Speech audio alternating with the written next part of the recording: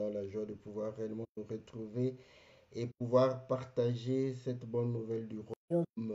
C'est mercredi et comme tous les mercredis, c'est votre émission que la Bible parle, une émission qui vous est présentée par votre bien-aimé le pasteur, qui nous permet de pouvoir réellement élever le nom du Seigneur au travers réellement sa parole, lorsque nous sommes éclairés, lorsque nous avons réellement la lumière.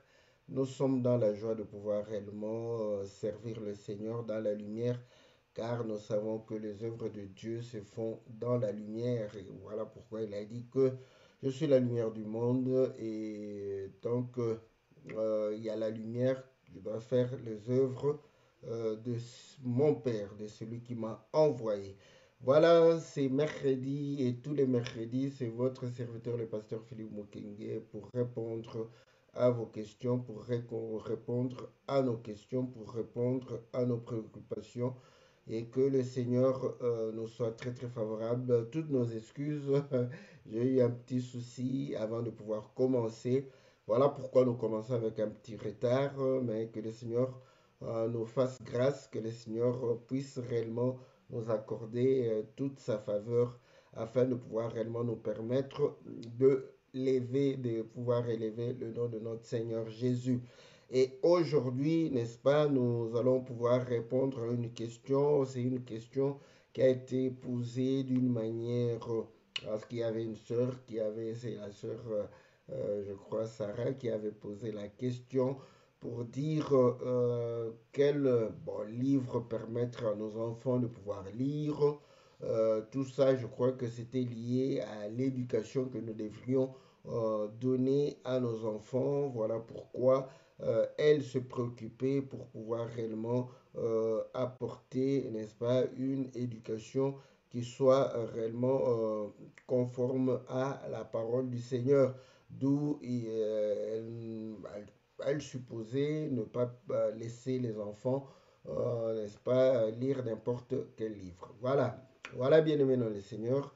Que Dieu se souvienne de vous, que l'Éternel vous bénisse, que l'Éternel puisse vous accorder ce dont vous avez besoin, que Dieu puisse réellement accorder à chacun selon ses désirs, selon sa nécessité, selon sa situation, parce qu'il est le Dieu qui est en train de pouvoir réellement, selon la grâce qu'il accorde à chacun, de donner à chacun selon réellement ce qui est nécessaire afin que nous soyons dans la joie. Que Dieu se souvienne de vous, que l'Éternel puisse vous soutenir, que l'Éternel puisse vous accorder réellement tout ce qui est nécessaire à la vie, à votre prospérité, qu'il vous donne la santé, la force, qu'il puisse vous accorder réellement tout ce qui est nécessaire à la vie au nom puissant et glorieux de notre Seigneur Jésus. Voilà, salutations bien-aimés qui sont fidèles à cette émission, qui nous soutiennent par leur participation, qui nous soutiennent par les questions, qui nous soutiennent réellement avec leurs finances. Que l'Éternel soit très très favorable, qu'il puisse réellement vous accorder au centuple, qu'il puisse vous bénir des bénédictions d'en haut, des bénédictions d'en bas, que le Seigneur puisse réellement vous combler de toutes les bonnes choses, les bonnes œuvres qu'il a préparées pour nous dès avant la fondation du monde. Voilà, bien-aimés dans le Seigneur, que Dieu vous soit très très favorable dans le nom de notre Seigneur Jésus. Nous allons pouvoir répondre à la question quelle est l'éducation que nous devons donner à nos enfants. Voilà, donc cette question sous-entend que est-ce que nous pouvons permettre, voilà, quelles sont les choses que nous pouvons permettre à nos enfants. Parce que dire quelle éducation, donc le souci de parents, n'est-ce pas? Vous savez que quand nous prions, vous allez comprendre que nous allons pouvoir nous dire, mais bon, donc il faut que vraiment l'environnement soit cet environnement de prière. Il faudrait réellement orienter, n'est-ce pas, toutes choses vers le Seigneur. Est-ce que les enfants peuvent se permettre de pouvoir, voilà, se faire plaisir par rapport à leur voilà, à leurs besoins, par rapport à leurs désirs. Voilà, c'est un peu cette question-là. Voilà, donc c'est une question légitime, n'est-ce pas? C'est une question très très légitime parce que on aura tendance à vouloir réellement orienter les enfants vers tout ce qui est réellement lié au Seigneur. C'est un peu ce que je suis en train de pouvoir lire par rapport à cela. Et je crois, comme la Bible le dit, la nature elle-même ne vous enseigne-t-elle pas?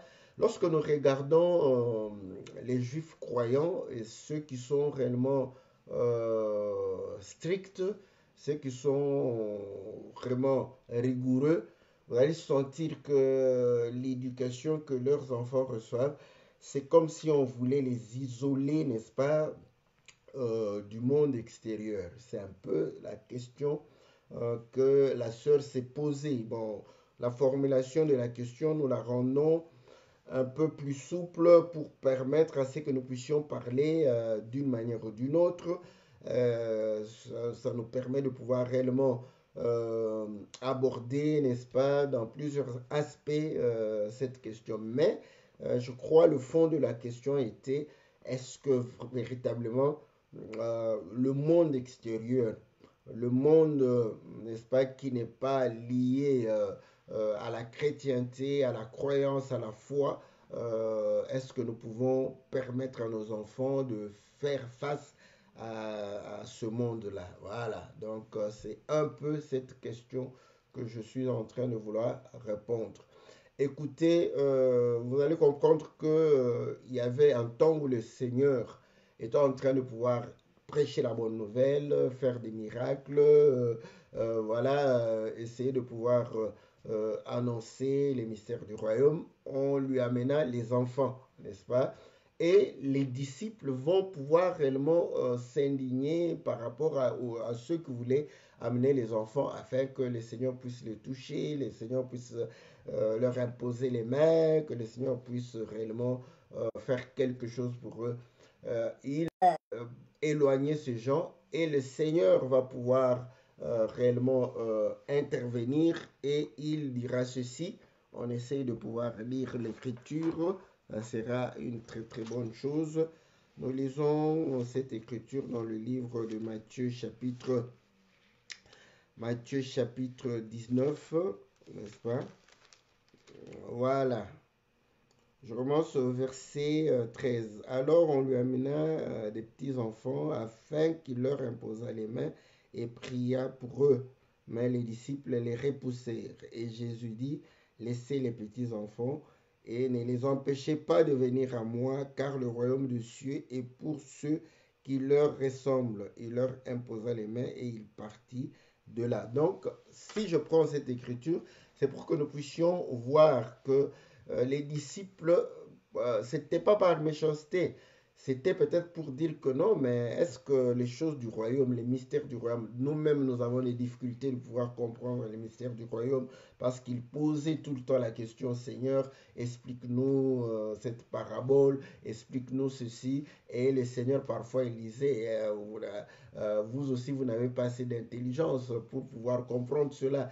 Donc si eux, adultes qu'ils étaient, parfois ne comprenaient pas ce que le Seigneur était en train de pouvoir dire, et vous allez comprendre, même dans la foule, il y avait ce même problème, à combien plus forte raison que les enfants, les petits-enfants, nous parlons de petits-enfants, qu'ils viennent au Seigneur, donc c'était comme pour eux comme une distraction pour dire que ces enfants ne sauront pas véritablement comprendre les choses du royaume. Et le Seigneur dit, non, vous ne devez pas les empêcher. Si je prends cela, c'est pour dire que, premièrement, nous ne devons pas empêcher nos enfants de pouvoir réellement côtoyer les choses de Dieu, s'approcher des choses de Dieu, n'est-ce pas, pouvoir réellement, voilà, se familiariser avec les choses de Dieu, avec la parole de Dieu, parce que le Seigneur lui-même le dit. Il le dit, c'est vrai que derrière cela, il y a encore une instruction, une leçon pour dire que voilà, laissez-les, parce que si vous aviez cette naïveté par rapport, n'est-ce pas, à la confiance qu'ils font à leurs parents, vous alliez pouvoir croire en ma parole, n'est-ce pas, sans doute, sans hésitation, parce que les enfants ils croient à tout ce qu'on leur dit. Quand tu dis à l'enfant que je vais t'acheter l'avion, même si tu lui dis le grand avion que tu vois là, je vais t'acheter, il va croire. Vous voyez, il est disposé à recevoir, il est disposé à croire, il est disposé à accepter, il est disposé à pouvoir réellement adhérer, n'est-ce pas, à ce qu'on lui dit par ses parents, par les personnes qu'il aime. Donc, une meilleure disposition de cœur. Voilà pourquoi vous allez comprendre que lorsque Paul était en train de prêcher, il y avait des endroits où il avait des difficultés, on le chassait, et à un autre endroit, vous allez voir qu'il était bien reçu. Voilà pourquoi on dit que les disciples de Bérée avaient de meilleures dispositions. Donc, ils étaient disposés à écouter, ils étaient disposés à recevoir, ils étaient disposés à accepter, à pouvoir réellement admettre, mais ils n'étaient pas aussi naïfs que les enfants parce qu'ils vérifiaient ce qu'on leur disait par rapport aux Écritures.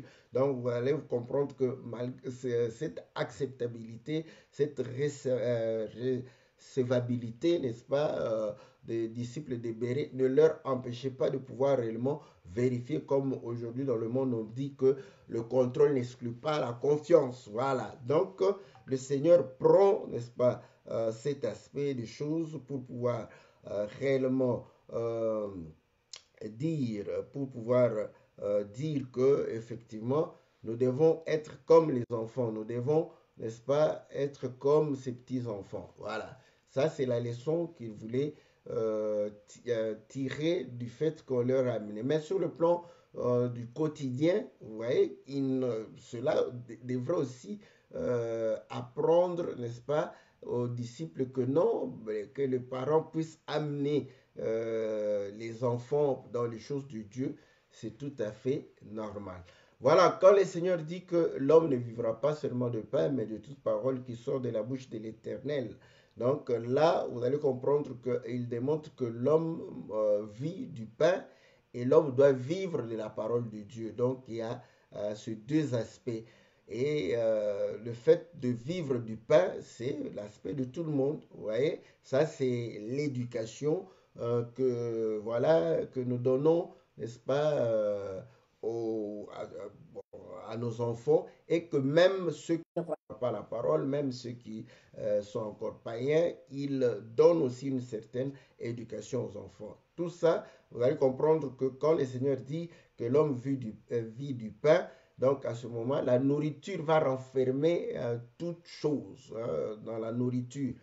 Parce que ça, j'aime bien lorsqu'on est en train de parler des diacres. Vous allez comprendre qu'on dit que non, les diacres doivent être là pour pouvoir s'occuper de la nourriture.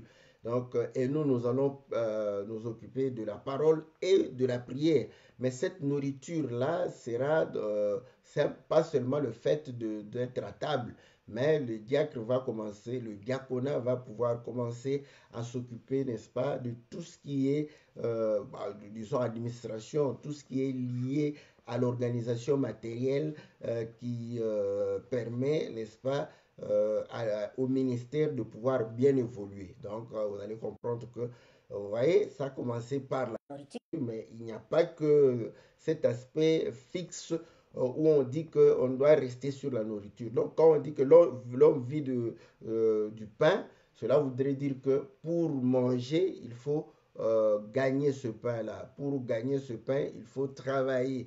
Pour travailler, il faut avoir la capacité de pouvoir travailler. Et pour pouvoir avoir la capacité, il faudrait apprendre.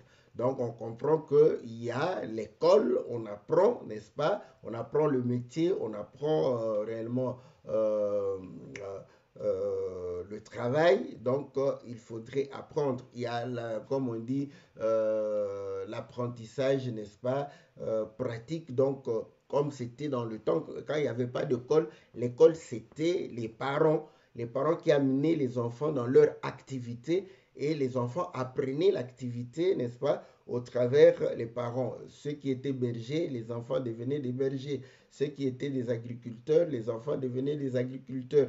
Ceux qui étaient des forgerons, les enfants devenaient des forgerons. Ceux qui étaient des musiciens, c'est très probable que les enfants puissent devenir aussi des musiciens. Donc vous allez comprendre que si vous êtes médecin, vous allez, n'est-ce pas, initier l'enfant et l'enfant peut réellement devenir aussi médecin. Ça, c'est de manière naturelle. Et il y a eu l'école avec, je crois, Charlemagne, où il va pouvoir réellement chercher à organiser l'école et à décharger, n'est-ce pas, les parents pour qu'on vienne apprendre à l'école. Et c'est là où, quand il y a eu l'école, n'est-ce pas, de manière organisée, je ne dis pas que dans les temps anciens, il n'y avait pas de structure d'école, mais il y avait quand même des structures d'école.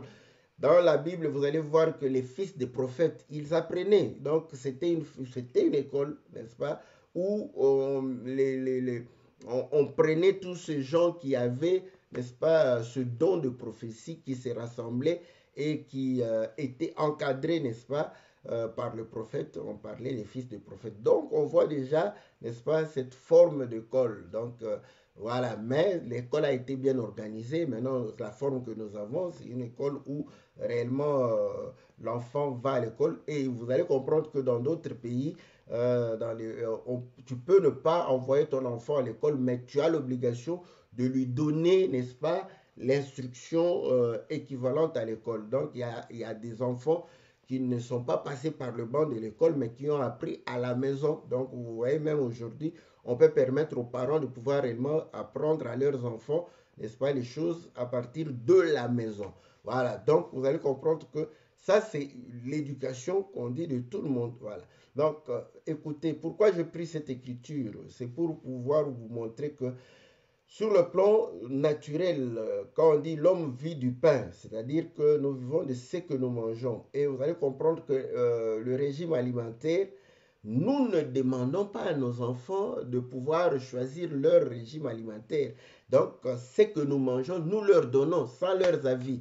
Pourquoi je le dis? Parce que vous allez voir qu'aujourd'hui, avec toute cette démocratie, toute cette liberté, voilà, liberté de penser, de croire, tout ça, certains parents se disent que non, il faudrait laisser les enfants prendre, n'est-ce pas, leurs décisions. Oui, bon, c'est une bonne idée, mais c'est vouloir être moderne à outrance. Voilà pourquoi nous disons par rapport à la nourriture que vous donnez au bébé, vous lui demandez son avis? Non, vous lui donnez ce que vous estimez que cela est bon pour lui. Quand il est bébé, quand il grandit, vous continuez à donner la nourriture que vous estimez à tel point que quand il sait manger la nourriture solide, vous lui donnez la nourriture que vous mangez. Voilà. Donc, de la même manière, si naturellement nous leur donnons la nourriture que nous mangeons, sans pour autant, n'est-ce pas, demander leur avis, donc il faudrait aussi, par rapport à la nourriture spirituelle, leur donner tout naturellement cette nourriture spirituelle, sans pour autant leur demander leur avis. Voilà. Maintenant, donc là, on comprend que nous devons les éduquer, leur montrer les choses de Dieu. D'ailleurs, la parole de Dieu va pouvoir réellement nous donner, n'est-ce pas, lorsque le Seigneur, au travers l'apôtre, dans le livre d'Éphésiens, chapitre 6, il dit ceci au verset 1. Enfants, obéissez à vos parents selon le Seigneur, car cela est juste. Honore ton père et ta mère, c'est le premier commandement avec une promesse, afin que tu sois heureux et que tu vives longtemps sur la terre. Et vous, parents, n'héritez pas vos enfants, mais élevez-les en les corrigeant et en les instruisant selon les seigneurs. Voilà. Donc, vous voyez, donc là, c'est l'aspect que l'apôtre est en train de pouvoir dire. Mais quand on dit ça, cela ne voudrait pas dire que cet aspect, n'est-ce pas, du naturel, n'est-ce pas, l'homme vit, n'est-ce pas, du pain, ne peut pas être enlevé. Vous voyez, l'homme qui vit de la parole, voilà pourquoi cette portion, il faut, n'est-ce pas, les élever selon les seigneurs, selon ta croyance, selon ce que tu crois, leur communiquer ta foi. Voilà. C'est ce qu'on a demandé à Abraham dans Genèse chapitre 18. Dieu a demandé à Abraham de montrer, n'est-ce pas, d'ordonner à ses fils de pouvoir garder la voie du Seigneur afin que les promesses faites à Abraham puissent s'accomplir sur sa postérité. Voilà, donc pour que ta bénédiction puisse passer sur tes enfants, tu dois leur enseigner. Voilà pourquoi dans le livre de 1 Corinthiens chapitre 7, Paul est en train de pouvoir dire que vos enfants sont maintenant comment sanctifiés. Sanctifiés par quoi? Par la foi, n'est-ce pas, des parents. Donc, vous devez leur communiquer. Qu'ils comprennent, qu'ils ne comprennent pas, ce n'est pas votre problème. C'est la nourriture, vous leur donnez la nourriture que vous mangez, que cela leur plaise ou pas. Vous devrez leur donner cette nourriture parce que vous êtes en train de pouvoir manger cette nourriture. Pourquoi j'ai pris cet exemple? Vous allez comprendre que quand nous sommes dans un environnement où nous sommes des autochtones, n'est-ce pas, en Afrique, ou voilà, un Asiatique qui est en Asie en train de pouvoir réellement éduquer ses enfants, la nourriture ne va pas poser un problème parce que l'enfant va manger ce que vous mangez. Lorsque vous êtes en Afrique, voilà, c'est facile, il mange parce que c'est ce qu'il trouve. Mais lorsque vous n'êtes pas, par exemple, européen et que vous vivez en Europe, il y aura un moment où, quand l'enfant va commencer à pouvoir réellement manger autre chose, à goûter autre chose, il peut se choisir, n'est-ce pas, la nourriture. Donc, voilà pourquoi ici, parfois, la nourriture africaine, nos enfants n'apprécient pas tellement. Pourquoi? Vous allez comprendre que cela commence par le fait que quand il va à l'école, il y a une cantine à l'école où on leur donne, n'est-ce pas, la nourriture, mais ça sera la nourriture européenne. Vous voyez? Là-bas, vous voyez, là, on ne leur demande pas, oh, chez vous, vous mangez quoi, la nourriture africaine ou asiatique ou quelle nourriture. Non, on leur donne ce qui est disponible. Et quand ils goûtent, il peut apprécier, tout comme il ne peut pas apprécier. Donc, s'il apprécie, à ce moment-là, quand il revient à la maison, il y a ce dilemme-là. Et là, vous pouvez commencer à préparer. Il dit non, on n'apprécie pas ou moi je peux. Voilà, donc maintenant, là, parfois, les parents se disent bon, quand vous voulez la nourriture européenne, on vous donne la nourriture européenne, on vous prépare et les parents font la nourriture africaine. Voilà. Ça, c'est au nom, n'est-ce pas, de cette liberté de choix que aujourd'hui entre dans notre mentalité aussi. Vous voyez? Quand je le dis, parce que c'est véritablement la tendance que nous avons par rapport à la foi, de laisser les enfants, n'est-ce pas, faire leur choix. Non, non, non. Vous voyez, la Bible dit que nous devons les élever, n'est-ce pas, selon les seigneurs. Et élever selon les seigneurs veut dire d'abord qu'ils puissent comprendre, n'est-ce pas, les principes divins, la parole de Dieu, la loi de Dieu. Voilà pourquoi dans le livre de Deutéronome chapitre, Deutéronome chapitre 6, au verset 6, il est dit, et ces commandements que je te donne aujourd'hui seront dans ton cœur. Tu les inculqueras à tes enfants et tu en parleras quand tu seras dans ta maison, quand tu iras en voyage, quand tu te coucheras et quand tu te lèveras. Tu les lieras comme un signe sur tes mains et ils seront comme des frontaux entre tes yeux. Tu les écriras sur les poteaux de ta maison et sur tes portes. Vous voyez? Donc, pour démontrer que, voilà, dans la maison, dans la vie quotidienne, tu dois insérer, n'est-ce pas, ces principes divins, cette éducation, n'est-ce pas, spirituelle, cette vie, n'est-ce pas, de communion avec Dieu. Donc, le Seigneur le savait. Dès le bas âge, il faut inculquer les enfants cela. Mais est-ce qu'ils comprennent? Le Seigneur sait qu'ils ne comprennent pas. Mais ils vont vivre dans cet environnement-là.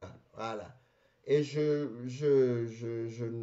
y a une écriture que j'évoque, mais je dois la chercher pour ne pas avoir de problème. J'évoquais toujours pour dire qu'il apprend aux enfants, mais je ne crois pas que c'est écrit de cette manière. Mais la pensée est de pouvoir dire que non, apprend aux enfants la voix de l'Éternel, afin que lorsqu'ils deviendront grands, ils ne vont pas s'en détourner. Je dois chercher encore cette écriture pour pouvoir réellement... Mais voilà, de peur que... Parce qu'il y a eu des opinions qui nous ont été données, et pourtant ce ne sont pas des opinions, des écritures, pour ne pas tomber dans cela. Mais voilà, dans Genèse, n'est-ce pas, 18, on dit à Abraham d'apprendre, d'ordonner pour qu'ils puissent réellement garder la voie de l'Éternel. Et de cela, la conséquence, ils auront la bénédiction d'Abraham. Voilà, donc l'idée, mais là-bas, on démontre que pour qu'ils aient, ils doivent garder, mais de l'écriture que j'essaie d'évoquer, c'est de pouvoir dire que voilà, tu apprends aux enfants, à un certain moment, ils prendront même la décision. Et le Seigneur va les aider à prendre la bonne décision de pouvoir garder la voie du Seigneur, la voie de l'Éternel. Voilà. Donc, vous allez comprendre que effectivement, nous le disons pour que vous ayez votre esprit, votre conscience tranquille pour dire que non, je force les enfants, voilà, donc c'est comme si ils ne sont pas libres. Non, non, non. Écoutez, dans Galates chapitre 4, Paul dit que tant que l'enfant, bon, voilà, l'héritier enfant, il a besoin des tuteurs. Vous voyez, Dieu a placé les parents comme des tuteurs. Voilà. Donc, il ne faut pas dire que non, je ne veux rien dire. Non, non, non, non. Vous inculquez à l'enfant vos croyances, votre foi. Il faut le faire, n'est-ce pas? Maintenant, vous allez comprendre que quand on le dit comme ça, est-ce qu'il faudrait véritablement empêcher les enfants d'avoir voilà, une autre vision du monde qui est différente de la vôtre. Donc, est-ce qu'il faudrait nécessairement leur empêcher de ne pas, n'est-ce pas, avoir vision de tout cela? Bon, aujourd'hui, ça paraît être une question non fondée, mais nous, dans les temps anciens, quand il n'y avait pas l'Internet, quand il n'y avait pas la pluralité de télévision, donc vous allez comprendre que vous n'avez qu'une seule chaîne de télévision. Donc les parents surveillent ce que vous regardez. Quand ils trouvent qu'il y a des films avec beaucoup de tendances, ils vont éteindre la télévision. Donc, vous ne savez, donc on vous empêche de regarder les choses qui ne sont pas conformes à leur moralité, à la foi que l'on avait. Donc voilà, nous on a vécu cette période-là. C'était facile pour les parents de contrôler un tout petit peu, n'est-ce pas? Comme il n'y avait pas de téléphone cellulaire, donc la communication avec l'extérieur ne se faisait que pendant l'école. Quand on partait à l'école et quand on revient, n'est-ce pas? Et l'école, vous allez comprendre qu'il y a des règles. Donc, l'enfant vit dans une discipline. Discipline de la maison et de la maison, discipline de l'école. Et de temps en temps, influence des amis. Mais vous allez comprendre que comme il y a la discipline à l'école, comme il y a des règles à l'école, l'influence des autres est réduite. Et quand l'enfant rentre à la maison, c'est la discipline de la maison. Donc l'éducation était assez facile. Mais aujourd'hui, vous allez comprendre qu'aujourd'hui, c'est difficile parce que nous avons, n'est-ce pas, l'Internet. Je me rappelle même quand nous on grandissait, ceux qui croyaient parfois, ils disaient que comme la télévision est diabolique, on montre les femmes nues, on montre les hommes nus, on montre les hommes et les femmes qui s'accouplent. Donc tout ça, c'est pas bien. Il y avait des gens qui n'achetaient même pas la télévision. Ils ne voulaient pas acheter la télévision parce que pour eux, la télévision, c'est un instrument du diable. On vous amène, n'est-ce pas, toute l'impudicité à la maison. C'est vrai dans un certain angle, dans une certaine mesure. Voilà, donc il ne faut pas nier cela. Voilà. Ben, aujourd'hui, vous pouvez ne pas acheter la télévision. Donc, à moins que vous n'achetez pas la télévision, pas de téléphone, pas d'ordinateur. Mais quand l'enfant va à l'école, on lui oblige d'avoir son ordinateur, n'est-ce pas, pour, au niveau de l'école, parfois travailler avec l'ordinateur. D'où vous allez comprendre qu'il a besoin d'Internet pour faire certains de ses devoirs avec l'ordinateur. Donc ça devient une question pour nous. Voilà, question pour nous maintenant. Qu'est-ce que devons-nous faire? Maintenant, on vous donne, voilà, on vous donne, comment on dit, le truc, autorisation parentale, tout ça pour l'Internet. C'est bien beau hein, pour faire. Mais quand l'enfant sort de la maison, il n'y a plus la rigueur qu'il y avait dans les années 80, 60 à l'école. Donc vous allez comprendre que l'école aujourd'hui, n'est-ce pas, c'est vraiment le minimum. On vient, on instruit, donc on leur donne les règles sont assouplies. Vous savez que le maître dans le temps pouvait frapper un enfant. Aujourd'hui, si vous touchez à un enfant, vous avez des problèmes, vous risquez de perdre le travail, donc maltraitance. Donc aujourd'hui, on a cette difficulté d'isoler, n'est-ce pas, nos enfants, de les isoler complètement. Donc, et je trouve que ça, c'est aussi comment, un désir ou une volonté vaine. Voilà. Pourquoi je le dis? Je prends l'écriture où Paul est en train de pouvoir dire dans le livre de 1 Corinthiens chapitre 5, lorsqu'il est en train de démontrer que non, il y avait un frère qui était au milieu d'eux et qui vivait avec la femme de son père. Et il dit, mais comment vous ne mettez pas ce frère en dehors, il ne veut pas laisser la femme de son père. Donc il faut le mettre dehors, il faut ôter le péché, ôter le mal du milieu de vous. Il va expliquer que nous sommes, n'est-ce pas, une pâte nouvelle, n'est-ce pas, et qu'il faut faire disparaître le vieux levain, donc le péché au milieu de nous. Donc, parce que Christ, notre Pâque, a été immolé. Il commence à dire, voilà, ouais, Paul lui-même dit, nous qui sommes assez grands, il dit que voilà, je vous ai dit avec de telles personnes, des gens qui se disent frères, qui se disent sœurs, mais qui vivent dans le désordre, dans l'idolâtrie, cupidité, dans l'impudicité, tout ça, adultère, de ne pas avoir, n'est-ce pas, des relations avec de telles personnes, de ne pas manger avec eux, de ne pas les saluer. Mais il dit, je ne vous dis pas de pouvoir être isolé du monde, des autres païens. Vous voyez, même nous ne sommes pas isolés parce qu'il dit, si vous devrez être isolés, à ce moment, Dieu devrait vous enlever du monde. Voilà. Donc le Seigneur, par rapport à nous qui sommes déjà adultes, il ne nous isole pas. Il a dit, je vous laisse dans le monde, mais vous n'êtes pas du monde. Ah, voilà. Donc, il aurait été facile pour le Seigneur de pouvoir nous isoler afin de pouvoir avoir une vision du monde qui soit réellement conforme à sa volonté et de pouvoir. C'est ce que nos frères catholiques ont voulu faire avec les moines. Les moines se sont isolés pour ne pas être en contact avec le monde. Ok, c'est bien, ça leur a permis de pouvoir bien réfléchir.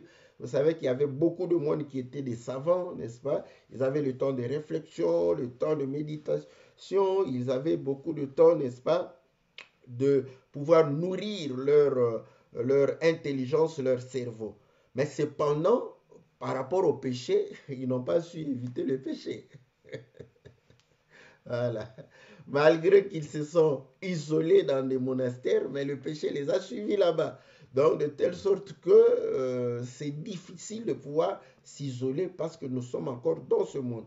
D'où, vous voyez, le Seigneur lui-même nous laisse cette l'attitude de pouvoir être en relation avec les païens. Vous voyez, vous savez que quand vous êtes en conversation avec les païens, ils disent aujourd'hui les insanités, ça ne veut rien dire.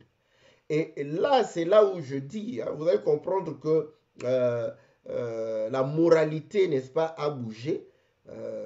Aujourd'hui, bon, dans le temps, n'est-ce pas, parler, n'est-ce pas, c'est pourquoi même dans la vie, quand on parlait des parties, certaines parties du corps, comme ça, ouf, ça c'est grave, c'est très très grave. Mais aujourd'hui, on peut parler comme ça sans problème. C'est vrai que c'est un mauvais côté, mais on dit toute chose concourt au bien de ceux qui aiment Dieu. L'avantage, c'est quoi? L'avantage, par rapport, c'est qu'on peut en parler assez facilement. Donc, voilà, c'est vrai, quelque part, vous allez dire, mais comment on ne peut pas parler de ces choses? Voilà pourquoi quand on a cette éducation voilà, ancienne, on ne peut pas parler de la sexualité avec les enfants. Voilà, donc, on ne peut pas en parler. Donc, pourquoi? Parce que on a des mœurs, n'est-ce pas? Ah ouais, on parle de sacrilège. Oui, c'est vrai. Donc, on ne peut pas en parler. Mais maintenant, on en parle. Ils voient ça, la nudité. Ils voient ça. Bon, c'est. Au fait, on veut se consoler pour dire que nos enfants ne font pas face à la nudité. Ils font face à la nudité. À l'école, d'ailleurs, à l'école, on leur apprend, n'est-ce pas, la sexualité, leurs organes reproductifs. Donc, voilà, on dit que ça, c'est ça. Si je le dis, quelqu'un va couper ça. Bon, le mal maintenant, c'est ça. Aujourd'hui, c'est quoi? Je peux le dire comme ça. Il va couper simplement euh, euh, le 2 minutes ou 1 minute qui concerne ce que je viens de dire. Il coupe ça, il va mettre dans TikTok. Et là, voilà, c'est pasteur impudique.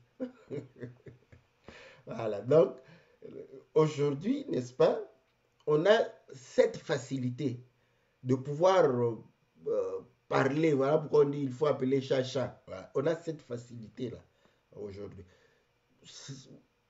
Le mauvais côté, c'est-à-dire, il n'y a pas, voilà, il n'y a pas, on peut dire, de pudeur, de considération. Oui, ça, c'est le mauvais côté. Et en public, voilà, comme on ne sait pas à qui on est en train de parler, il faut véritablement se priver de là. Mais si vous êtes, voilà, vous êtes en particulier avec un frère, vous allez dire chacha, voilà.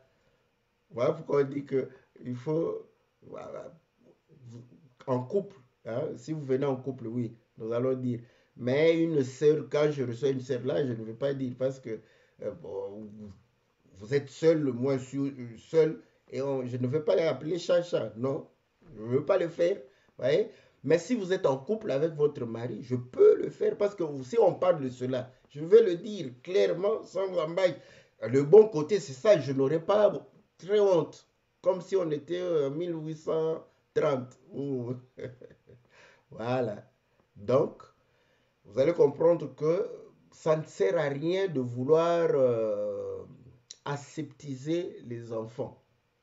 D'ailleurs, même par rapport à la santé, vous savez que euh, quand je me rappelle une anecdote, il y avait des parents qui vivaient en Europe qui sont rentrés en Afrique avec leur petit enfant. Et comme l'enfant, en Europe, il est tout le temps dans la maison, dans l'appartement, donc il ne touche pas le sable, tout ça. Et quand il arrive en Afrique, le sable. L'enfant était tout le temps dans le sable, là, en train. La maman était, hey, mon enfant, microbe, microbe, tout ça. Donc, et puis on lui a dit, mais laisse l'enfant, parce que les enfants là-bas, on leur laisse, ils mangent un peu le sable, tout ça. Et on démontre qu'effectivement, il va manger, bon, prendre quelques microbes, mais il active ses anticorps. Voilà, c'est ça. Donc la nature elle-même ne vous enseigne-t-elle pas. Donc c'est le problème qu'il ait des anticorps pour pouvoir réellement lutter contre, n'est-ce pas, toute cette saleté. D'où l'éducation que tu donnes à l'enfant lorsque tu mets une part importante des choses de Dieu, tu leur amènes dans les choses de Dieu, n'est-ce pas? Comme aujourd'hui, certains parents disent, oh non, les enfants, bon, ils n'ont pas voulu venir à l'église. Ouais, ça, c'est faire l'européen, ça, c'est faire le moderne. Hein. Ils n'ont pas voulu venir à l'église. Bon, quand ils ne veulent pas manger, tu cries sur eux.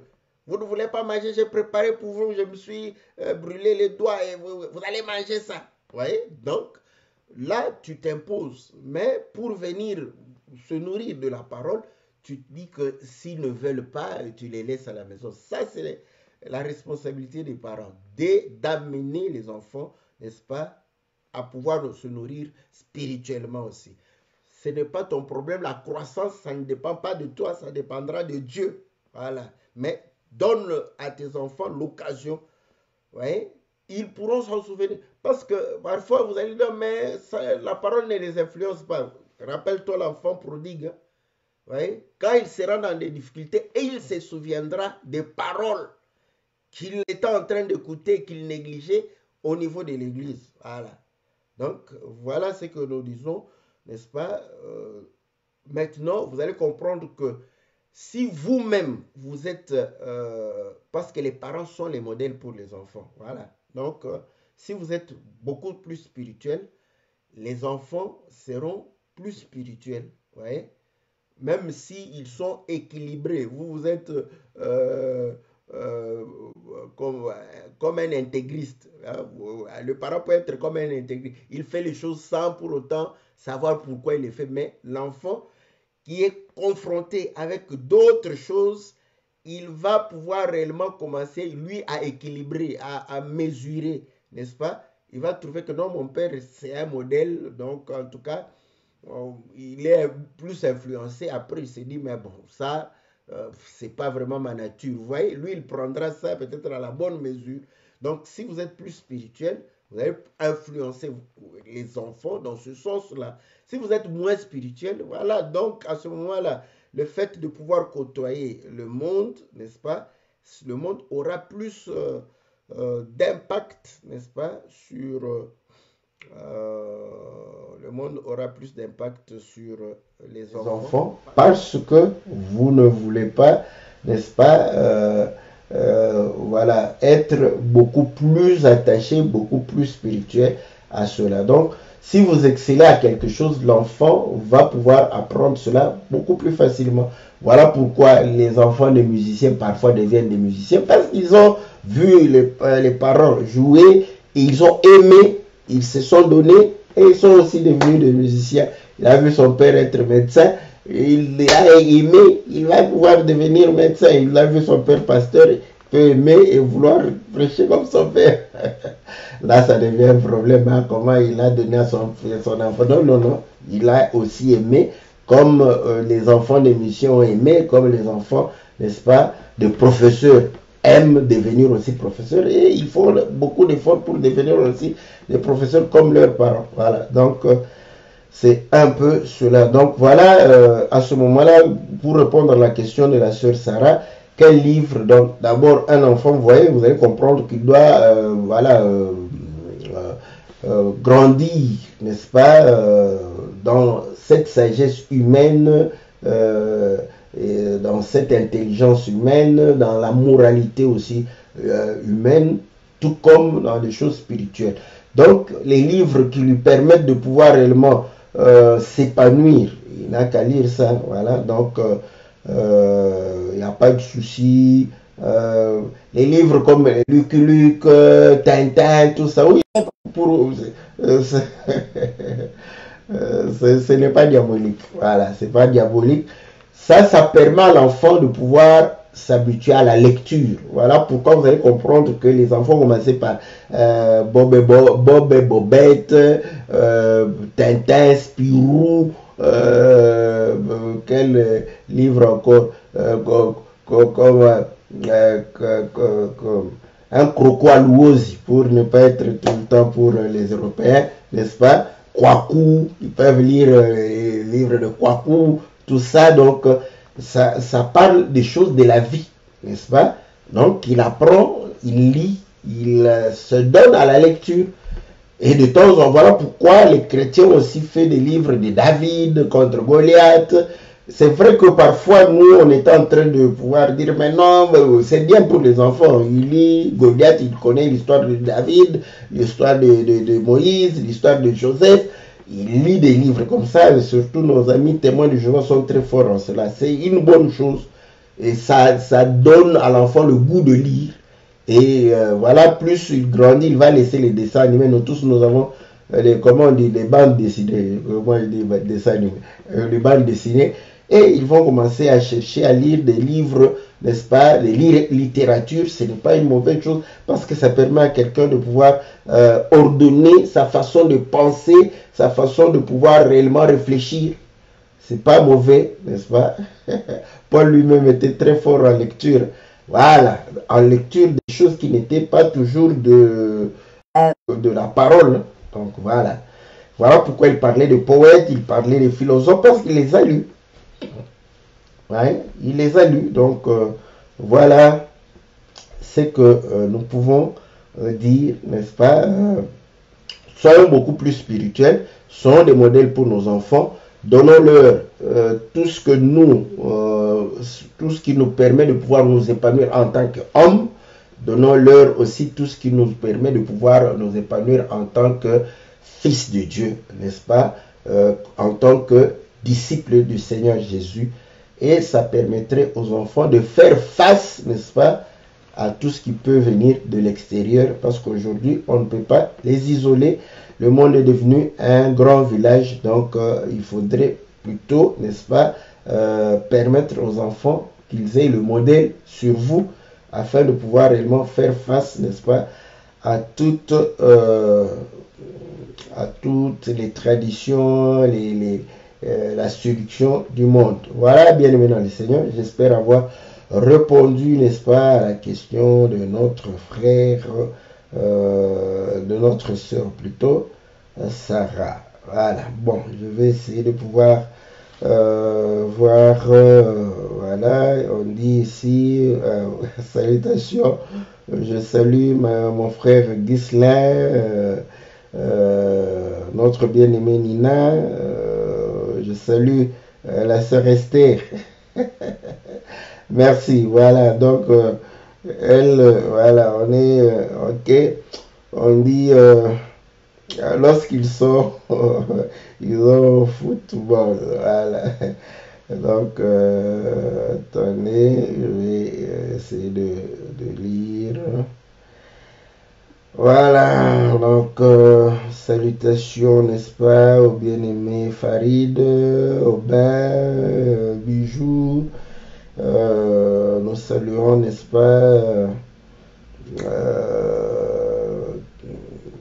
notre sœur Marie-Flore, n'est-ce pas, que le Seigneur vous soit favorable. Salutations à la sœur Astrid, Charlotte, que Dieu vous soit très très très favorable. Voilà, donc on espère bien, n'est-ce pas, que ceci va nous permettre de pouvoir être à l'aise avec nos enfants, pouvoir réellement parler avec eux, être réellement des amis, n'est-ce pas?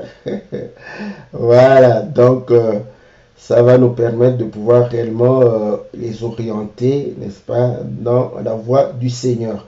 Que Dieu vous soit très très favorable, que Dieu vous bénisse, n'est-ce pas, que Dieu se souvienne de vous et qu'il puisse vous accorder toutes les bonnes choses, la sagesse, l'intelligence, afin de pouvoir réellement élever les enfants dans la voie du Seigneur, selon le Seigneur, et véritablement leur permettre d'être des hommes épanouis, des femmes épanouies. Vous voyez, l'éducation, quand je parle, vous allez comprendre qu'aujourd'hui, bon, on est en Europe, mais quand on est en Afrique, il faudrait véritablement essayer de pouvoir faire épanouir les filles. Vous voyez, on a toujours sacrifié les filles parce qu'on les a inculquées que pour elles, c'est le mariage qui est la finalité de toutes choses. Ça, ce sont des choses. Vous voyez, quand vous venez avec la parole de Dieu, encore avec la parole de Dieu, vous pouvez mal comprendre cela et pouvoir dire que non, vous voyez, la femme, c'est seulement la cuisine, après à préparer la base et tout. Mais je vous dis, une telle femme, n'est-ce pas, vous rendez un mauvais service pour l'homme qui va l'épouser. Donc, il faut permettre véritablement, aujourd'hui, quand nous parlons avec cette vision, n'est-ce pas, où on a déjà intégré la fille, la femme dans la société. Mais vous allez comprendre qu'il y a des coins où la femme, la fille est mise à l'écart. Donc, à ce moment-là, quand vous croyez qu'il ne faut que donner, n'est-ce pas, cette éducation spirituelle, donc vous allez sacrifier, n'est-ce pas, vos filles à être des cuisinières, simplement ça c'est préparer, ça il suffit de regarder et si vous appréciez, vous allez préparer. Jacob avait aussi, n'est-ce pas, la facilité de pouvoir préparer, c'est seulement quand vous allez préparer. Hein, quand on se donne, on se prépare. Donc il faut même pas. Donc d'où il faut permettre à ces filles de pouvoir être instruites et s'épanouir. Voilà. Voilà, bien aimé dans le Seigneur, que le Seigneur vous soit très très très favorable, que le Seigneur vous bénisse. On se retrouve lundi, le lundi passé, toutes nos excuses, on devrait accompagner l'homme de Dieu qui a été